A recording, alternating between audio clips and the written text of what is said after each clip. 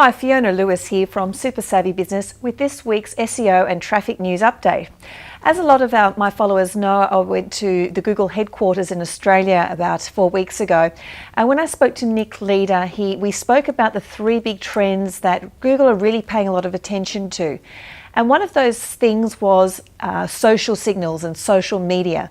I've had a few people ask me, what does this actually mean? So I thought it would be a good idea to share that with you today in our video.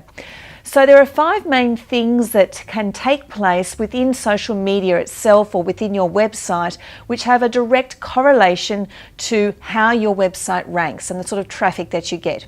The first one is the amount of likes that you get on your brand page. And then from there, what stems from that is the amount of shares and comments within that page. So that covers Facebook. The other types of signals that Google are paying attention to are tweets and the amount of followers that you have. So it's really important, even if Twitter isn't something that you personally like. I know that was something that took me a very long time to decide to get involved in Twitter, but Google are paying attention to how many people are following you on your brand page and then how many people are tweeting with your hashtag. Of course, let's not leave out Google+, Google's own form of social media, and Google are definitely paying attention to the amount of people that have you and your brand within their circles. So that covers the direct correlations to social media and the social signals that Google are paying attention to. But there are some indirect follow-ons from that. For example, if a lot of people are sharing your content and talking about it, then it's more likely that people will find your content. Therefore, more people are going to visit your site. Now, the indirect benefit of that, of course, is that the more traffic you have to your site, the more chance you have of ranking well for particular keywords. The next thing I'll touch on is that if people are familiar with your brand and what you stand for, then you stand a much better chance of having a lower bounce rate. People are more likely to stay on your website for longer. And there's a lot of talk within the SEO world that Google looks favorably on websites that are able to keep visitors there for longer periods of time.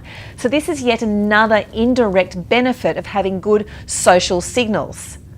Finally, another social signal that can really benefit you and your site from an indirect point of view is if people are giving your brand good citations and reviews.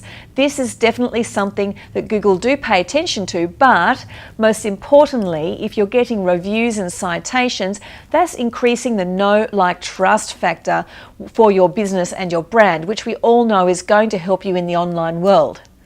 The next thing I'd like to touch on for this week's news update is the fact that I've been talking a lot about good quality fresh content and how the world of SEO is really turning back to the idea of having a solid content marketing strategy. But what I would also like to say is this is not the only way to get traffic to your site. Let's not forget some of the more old-fashioned methods such as referral marketing, networking, going to live events, forming joint venture partnerships and strategic alliances, direct mail campaigns. All of these things are still highly effective and extremely relevant in today's world of business. So even if you are an online business owner, don't ignore the offline methods of driving traffic to your business and getting targeted leads through into your database and new customers as well. Essentially, the biggest message I can give you is don't just rely on one traffic source.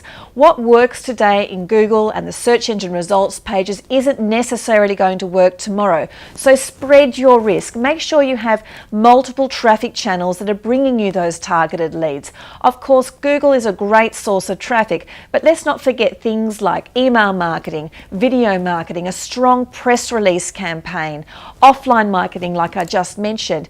I think that it's very easy to have at least 10 traffic channels. Imagine you needed to bring 400 visitors to your site a day.